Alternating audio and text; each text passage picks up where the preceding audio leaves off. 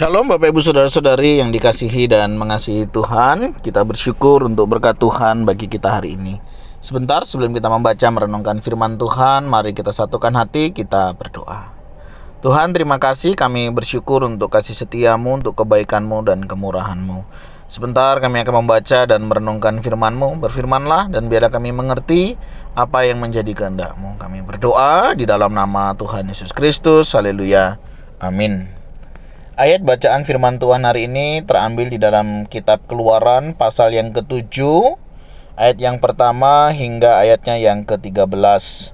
Saya akan membaca ayat yang ketiga. Tetapi aku akan mengeraskan hati Firaun dan aku akan memperbanyak tanda-tanda dan mujizat-mujizat yang kubuat di tanah Mesir. Kemudian saya akan membaca ayat yang ke-13. Tetapi hati Firaun berkeras sehingga tidak mau mendengarkan mereka keduanya, seperti yang telah difirmankan Tuhan. Amin. Demikian firman Tuhan, mari kita merenungkannya.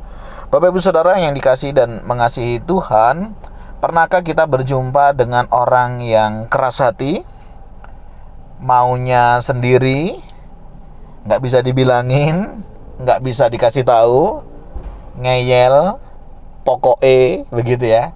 Nah Bapak Ibu Saudara, bisa jadi ya, orang-orang yang membiarkan dirinya, membiasakan dirinya seperti itu, justru hatinya bisa semakin keras ya.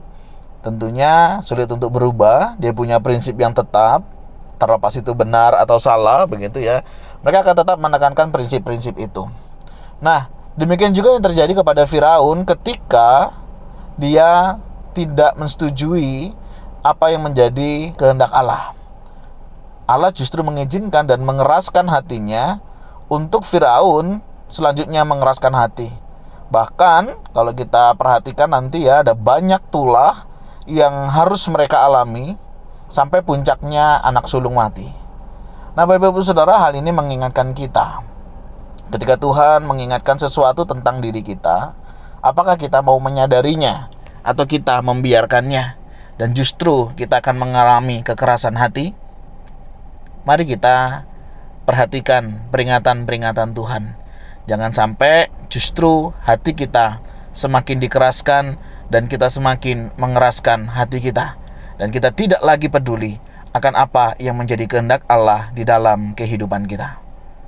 Ketika Tuhan hari ini memperingati kita, mari segera sadari, jangan keraskan hati, lembutkan hati. Ikut apa yang menjadi kehendak Tuhan. Semakin kita sulit, semakin kita memberontak, semakin kita mengekang diri kita, semakin berat pula tantangan yang akan kita hadapi dan konsekuensi yang harus kita bayar. Apapun yang hari ini Tuhan sedang ingatkan kepada kita, jika memang kita harus kembali, mari kita kembali kepada Tuhan. Jika harus bertobat, mari kita bertobat di hadapan Tuhan. Dan kiranya Tuhan memulihkan kehidupan kita. Tuhan, terima kasih.